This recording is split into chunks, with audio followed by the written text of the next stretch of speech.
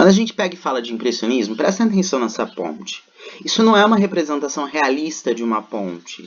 Isso é a impressão que um autor teve em relação a essa ponte. Ela está desrealizada, ela está embaçada, não está nítida, não está realista. Da mesma forma, essa mulher ela não está realista num campo de trigo. Ela está completamente embaçada, ela já está perdendo o contorno realista. Daí o impressionismo.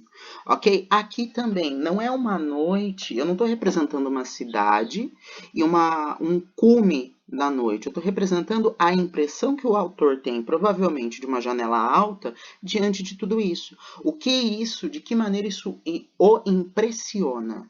Eu saio da representação real, por exemplo, de uma cidade. Quer ver? Eu vou pesquisar aqui o que seria uma representação realista. Cidade à noite. Eu saio dessa representação realista e eu vou para uma outra coisa. Isso seria uma representação realista da cidade à noite. Eu saio disso aqui e vou para o que isso me impressiona. Como isso me impressiona? Quais as impressões que isso me dá? Eu estou dentro do psicológico do pintor já. Aqui no expressionismo eu estou mais ainda, porque o expressionismo expressa o que alguma coisa faz com que o interior sinta. Então, é expresso os conflitos internos, as sensações diante do que é visto. Quando Freud fala de superego, ele está falando disso. Quando Marx está falando que a superestrutura social ela limita a gente, ele está falando disso. Se a gente pega e fala de alguma coisa nesse sentido, de, por exemplo, o capitalismo nos limita. Eu estou falando do expressionismo. Se eu pego, por exemplo, vamos supor a maçã, e eu olho para a maçã, e essa maçã me lembra, a maçã me lembra uma época em que minha mãe, em que eu e os meus pais éramos muito pobres e não tínhamos nem o que comer, só maçã. E eu expresso isso é expressionismo. Eu saí da representação realista da maçã e fui. A maçã entrou dentro de mim e eu processei aquilo e devolvi. Essa linha de desrealização que eu quero que vocês vejam. Como o futurismo, olha aqui, eu estou expressando o movimento de uma pessoa passeando com um cachorro. Tá? O futurismo tem a ver com Segunda Guerra, ele idealizava guerras mundiais, idealizava bombas, idealizava os canhões. Então, no futurismo você vai ver muito mais canhões e coisas em movimentos tipo máquinas do que mulheres, como no romantismo. De qualquer modo, o último exemplo de vanguarda é o cubismo. Cubismo vem de cubo, e eu já falei isso para vocês. O cubismo é como se eu representasse todas as faces de uma pessoa ou de uma coisa num único plano. Então, vejam essa mulher. Olha, aqui ela está de lado, aqui ela está de frente, aqui ela está de frente. Aqui está o cabelo dela de frente, aqui está o cabelo dela de lado, num único plano. Isso é o cubismo, vem de cubo. É como se eu desse a volta ao redor desse cubo, pegasse todas essas faces e colasse exatamente assim. Olha, eu peguei as faces de um cubo, desmembrei elas e colei num plano só. E por que eu estou falando de tudo isso assim? Porque essa desrealização, sobretudo no cubismo, chega a um nível, às vezes, que você não consegue identificar qual é o referente. A gente sabe que isso é uma mulher sentada, a representação dela em todos os ângulos, como se eu desse a volta ao redor dela. Mas aqui fica difícil de você identificar que é uma mulher tocando violão. E é isso que está tentando representar, de tão desrealizado que está. E aí a gente vai para o surrealismo, que tem duas realidades imbricadas. Aqui eu tenho a borboleta e a maçã. Aqui eu tenho uma mulher e uma harpa. Aqui um ovo e o sol. Com quais sentidos? Como eu posso interpretar isso? A vida dentro do ovo, porque o sol também é vida. E aqui eu tenho vários barcos que, na verdade, agrupados, formam uma ponte. Se eu prestar atenção de longe, eu vejo uma ponte. Se eu focalizar bem de pertinho, eu vejo vários barcos. Isso é surrealista. Tá? Ou aqui o tempo se esvaindo, porque isso daqui está sobre a realidade. Na nossa realidade isso não acontece. Tá? E o dadaísmo que vai questionar todas as artes a ponto de um artista, ele pegou um urinol uma vez, e para realmente questionar tudo que era arte, para falar, eu quero saber o que é arte para vocês, seus idiotas, ele pegou um urinol. Urinol é... Eu estou tentando lembrar outro nome de urinol. Não é bidê. Como é que chama isso? É realmente um vaso masculino. E ele pegou esse vaso, colocou no museu e escreveu fonte. A fonte, como se fosse uma escultura. Ele está questionando a própria arte a partir disso. Tá, mas o que eu quero com essa aula? Eu quero que vocês saibam todas essas vanguardas europeias? Não. O que eu quero que vocês percebam é que no final do século XIX para o XX, eu saí da representação realista da maçã e fui para dentro do sujeito. E fui para a impressão que ele tem a partir dessa maçã.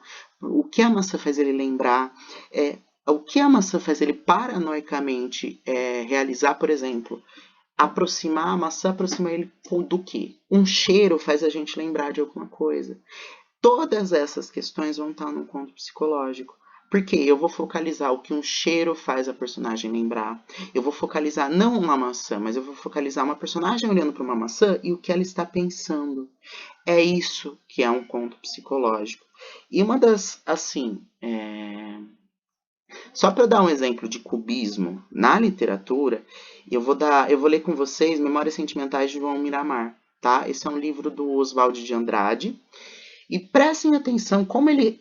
Isso daqui são vários recortes, como o conto Socorrinho, em que eu tinha todos os recortes da menina sumindo, do narrador falando que a menina sumiu, da menina pedindo socorro, da mãe falando que está desesperada, da polícia, do rádio, todos esses recortes colados no mesmo plano. Aqui eu vou ter vários recortes do personagem pensando, de um menino diante de um manequim, pensando em pernas de mulheres, e da mãe rezando com ele. Olha isso aqui. E também de uma colagem, porque o cubismo fala muito disso, eu recorto, explodo todas as partes do cubo e colo de novo, de um modo diferente. De uma colagem entre a poesia e a prosa. Jardim de Desencanto, o dever e procissões com palhos, icônicos, lá fora. Então aqui eu estou no plano de fora, por enquanto. Essa é a face do cubo. E um circo vago e sem mistério. Urbanos apitando nas noites cheias. Urbanos são guardas, tá? Isso está acontecendo lá fora. O que está acontecendo dentro? Olha, eu já dei a volta para um outro plano e coloquei para um outro contexto e coloquei no mesmo plano, porque está no mesmo capítulo. Mamãe chamava-me, conduzia-me para dentro do oratório de mãos grudadas. Então, no mesmo plano, eu tenho que estar acontecendo lá fora e lá dentro. Olha que coisa esquizofrênica. Por isso que eu falei, inclusive, de problemas psiquiátricos para vocês no começo. Eu não falei à toa. Porque é literalmente isso. Quando a gente começa a desenvolver essas coisas de problemas psiquiátricos, a escrita também começa a falar disso. O anjo do Senhor anunciou a Maria que estava para ser a mãe de Deus. Isso é a mãe falando. No mesmo plano da mãe falando, eu tenho o narrador. Vacilava o morrão do azeite bojudo em cima do copo. O manequim esquecido vermelhava. Senhor convosco, bendita sois entre as mulheres não têm pernas, são como o manequim da mamãe até embaixo. Para que pernas nas mulheres, amém. Aqui eu já tenho uma imbricação total, já colou tudo. Aqui eu tenho a cola do quê? A oração da mãe, no mesmo plano. Eu tenho a cola da oração da mãe, vamos voltar para cá. Cadê o meu slide? Ó, em vez de eu ter o cubo separado, eu implodi isso aqui, explodi, e peguei as faces e colei no mesmo plano. Ó, a oração da mãe tá aqui, junto com o quê? Junto com o menino olhando, porque a mãe dele era costureira, para um manequim, que provavelmente era vermelho. E, olhando para o manequim, esse menino pensa em pernas de mulheres. Então, é um menino diante do desejo do feminino. E do que ele pensa diabolicamente com isso também. Para que pernas nas mulheres, amém? Ele está com desejo diante disso. Então, eu tenho todas essas coisas colocadas no mesmo plano aqui. Isso é cubista, isso é inspiração cubista. Agora eu vou dar um exemplo para vocês. Isso é um romance que tem inspirações cubistas. Eu vou dar um exemplo de um conto mesmo. Um conto da Clarice Lispector, que chama O Búfalo, que tem todas essas questões de vanguarda e que fica claro, a Clarice escreve muito psicologicamente. Porque ao mesmo tempo que tem um leitor, e isso é muito cubista, porque no mesmo plano em que tem o narrador, no mesmo plano que o narrador está narrando os fatos, tem o personagem falando o que ele acha do que ele está vendo. E nesse mesmo plano tem uma outra coisa acontecendo. Isso é muito cubista. Vamos lá. Mas era primavera. Até o leão lambeu a testa glabra da leoa, os dois animais louros. A mulher desviou os olhos da jaula, onde só o cheiro quente lembrava a carnificina que ela viera buscar no jardim zoológico. Opa! Até aqui o que a gente tem? Um narrador narrando uma mulher que foi no zoológico. Agora, aqui, a carnificina que ela viera buscar no jardim zoológico, eu já desrealizei e entrei dentro dela. Depois o leão passeou enjubado e tranquilo, e a leoa lentamente reconstituiu sobre as patas estendidas a cabeça de uma esfinge. Aqui é uma narração do exterior. Só que não é isso que importa no conto psicológico. O que importa no conto psicológico é o que o personagem vai sentir diante daquilo. E olha, no mesmo plano, olha que cubista, no mesmo plano em que eu tenho essa narração, olha o personagem falando o que ele acha daquilo. Mas isso não é amor. É amor de novo. Mas isso é amor de novo. Revoltou-se a mulher tentando encontrar-se com o próprio ódio, mas era primavera. E os dois leões se tinham amado. Cortei o pensamento da personagem e do lado dele eu colei o narrador falando, mas era primavera, e os dois leões se tinham amado. Com os punhos nos bolsos do casaco, olhou em torno de si, rodeada pelas jaulas, enjaulada pelas jaulas fechadas. Olha que expressionismo. Continuou a andar. Os olhos estavam tão concentrados na procura que sua vista às vezes se escurecia num sono, e então ela se refazia na frescura de uma cova. Mas a girafa, de dentro dela, então ela se refazer como uma frescura de uma cova. Do que acontecia com ela, que ela estava com sono, eu voltei para o exterior, no mesmo plano. Mas a girafa era uma virgem de tranças recém-cortadas. Isso para ela, para dentro dela. Com a tola inocência do que é grande, leve sem culpa. A mulher do casaco marrom desviou os olhos, doente, doente. Eu tenho uma descrição, só que aí eu já entro para dentro dela. Como que ela tá? Ela tá doente psicologicamente. Por quê? A gente vai ver por quê.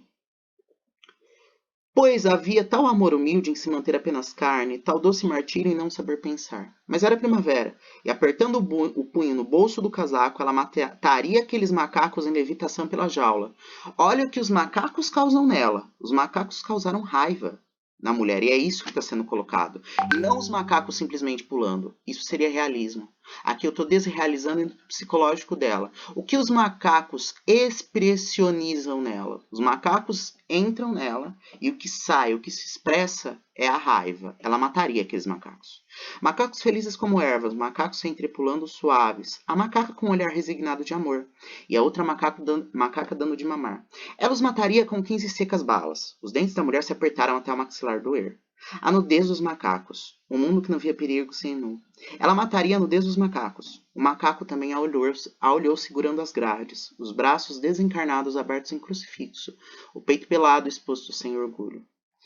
Deixa eu pular. Eu te odeio. Ela tá olhando para um animal, ela pega e fala isso. Eu te odeio. Mas ela não tá se referindo ao animal. Olha que colagem louca. Eu tenho, num plano, quer dizer, numa face do cubo aqui, a mulher, tá? Eu tenho uma mulher indo no zoológico. Vamos voltar para o slide para ficar claro. Nessa face do cubo, eu tenho a mulher indo para o zoológico. O cubo já foi explodido, tá? Só tem as faces aqui coladas uma do lado da outra. No mesmo plano, eu tenho o narrador narrando como ela tá passando pelo zoológico. E por trás de tudo isso, eu tenho a história de que ela brigou com o marido. E ela tá com raiva do marido. E ela foi para o zoológico e os animais que ela olha fazem ela lembrar do marido. E é por isso que ela tem raiva do macaco e fala que mataria os macacos. Porque na verdade ela brigou com o marido. Olha o que ela vai responder. Ela tá olhando para uma jaula, ela fala, eu te odeio. Mas ela não odeia o animal. Ela tá falando isso pro marido que tá na cabeça dela. Olha como se desrealizou. Eu não tô representando só uma mulher num zoológico. Eu tô representando todo o psicológico dela. Eu tô dentro dela. Disse ela para um homem cujo crime era o de não amá-la. Eu te odeio, disse muito apressada. Mas não sabia sequer como fazia. Como cavar na terra até encontrar água negra, como abrir passagem na terra dura e chegar jamais a si mesmo. Andou pelo jardim zoológico entre mães e crianças. Mas o elefante suportava o próprio peso. Aqui já voltou, já alternou entre o interno e o externo. Voltou para o externo do elefante, ela está olhando para fora.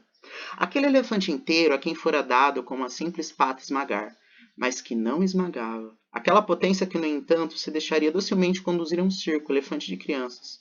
E os olhos numa bondade de velho, presos dentro da grande carne herdada, o elefante oriental.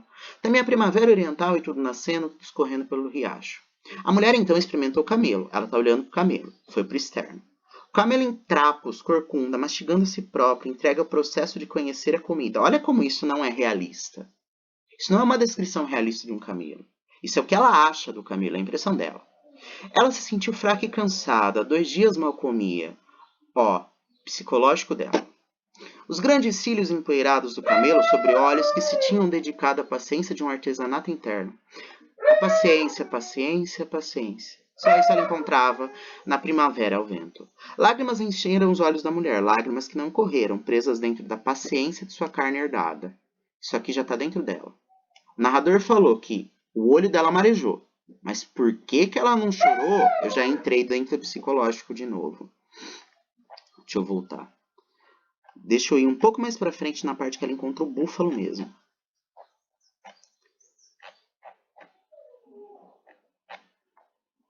Abriu os olhos devagar, os olhos vindo de sua própria escuridão nada viram na desmanhada luz da tarde. Ficou respirando. Aos poucos recomeçou a enxergar, aos poucos as formas foram se solidificando, ela cansada, esmagada pela doçura de um cansaço. Sua cabeça ergueu-se em indagações para as árvores de brotos nascendo. Os olhos viram as pequenas nuvens brancas. Sem esperança ouviu a leveza de um riacho. Abaixou de novo a cabeça e ficou olhando o búfalo ao longe. Dentro de um casaco marrom, expirando sem interesse, ninguém interessado nela. Ela não interessada em ninguém. Por quê? Ela estava interessada na briga que ela teve com o marido em casa. Ela levou essa briga pro zoológico onde ela está e onde o narrador está narrando ela olhando para os animais. E dentro eu tenho também sendo narrado o psicológico dela no mesmo plano. Espero que tenha ficado claras quais são as características de vanguarda que a gente pode encontrar num conto psicológico, por que surgiu o conto psicológico, por conta de toda essa questão social do Freud, do Marx, de sujeitos que começam a adoecer, inclusive desrealizar, imaginar coisas diante de uma sociedade capitalista que só os explora. E qualquer dúvida vocês me mandam mensagem.